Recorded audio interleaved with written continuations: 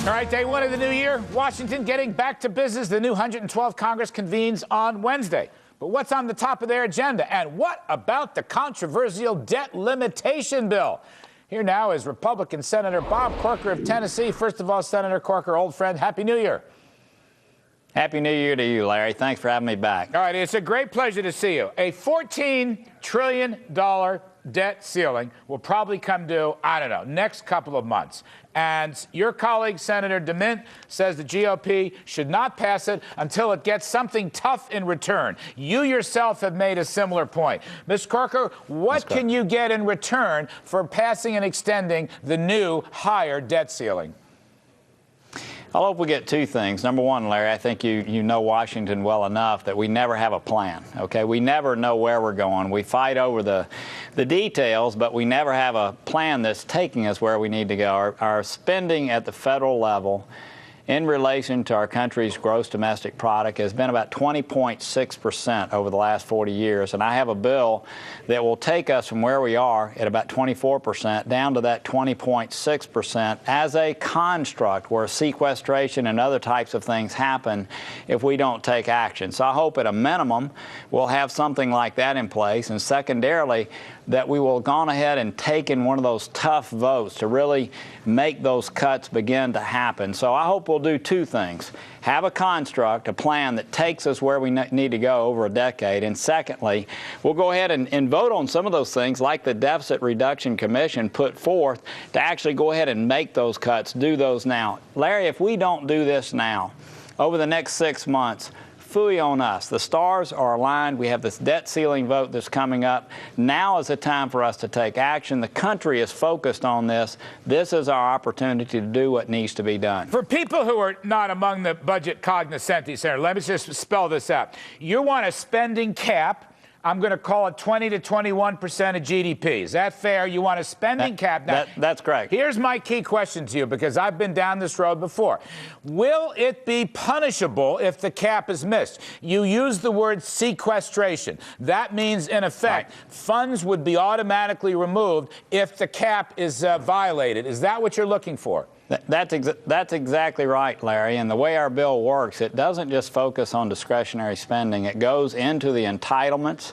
It goes into every avenue of government. I think all of us know to only talk about discretionary spending is like playing at dealing with the deficit. And so, yes, within 45 days at the end of each year, if Congress has not done those things to bring spending down on a slope like I'm talking about, then OMB would come in and take money out of all the accounts of government to get us down to those levels. It would take 67 votes to override it. We've checked it. It's constitutionally doable. And that's what I think. We need a construct. We need to know where we're going. We have done this before in the past. We have done this before. We did it in the mid and late 80s. We did it in the mid and late 90s, and it worked very well.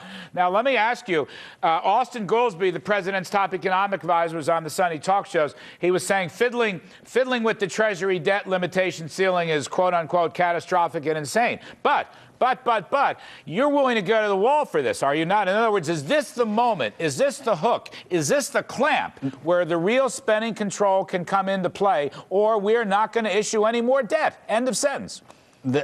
I think this is the moment. We've had a monumental election. I think the country is very focused on deficits. I did 46 presentations around our state, and I think our citizens know full well that our country is headed for deep trouble if we don't do this. So look, a lot of people would say it's irresponsible not to vote for the debt ceiling increase because it's like running up a credit card tab and then not paying the bill.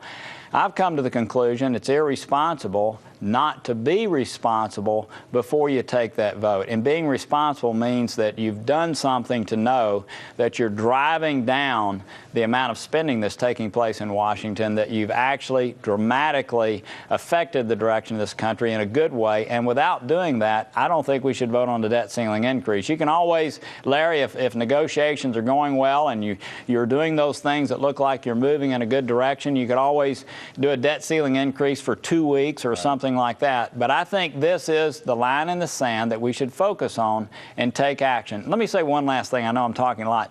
Larry, this is one of those things. I heard some of your earlier folks talking about the market and all these things that are affecting it. This is something that Congress has total control over.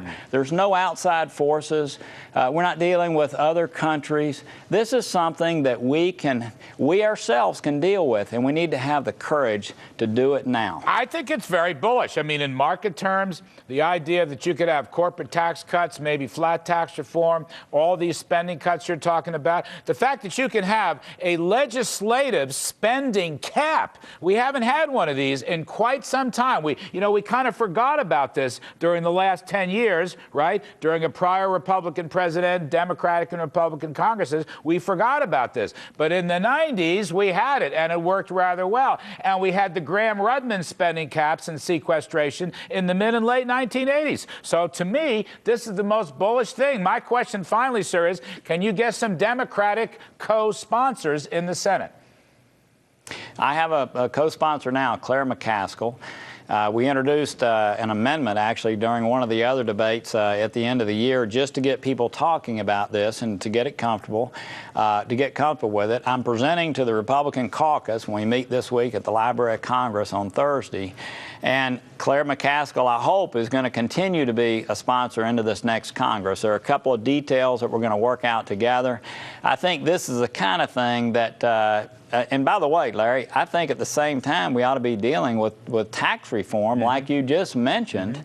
Look, I'm thrilled to be looking at 26% corporate rates, lowering everybody's rates by doing away with most of the $1.2 trillion that we give away each year in the tax code. So again, I think things are lining up in a way that for people that think like you and I, to take advantage of this and do something that's good for the long-term prosperity of this country. All right, Senator Bob Corker from Tennessee, we thank you very much. A lovely New Year message. All the best on your travails on this one.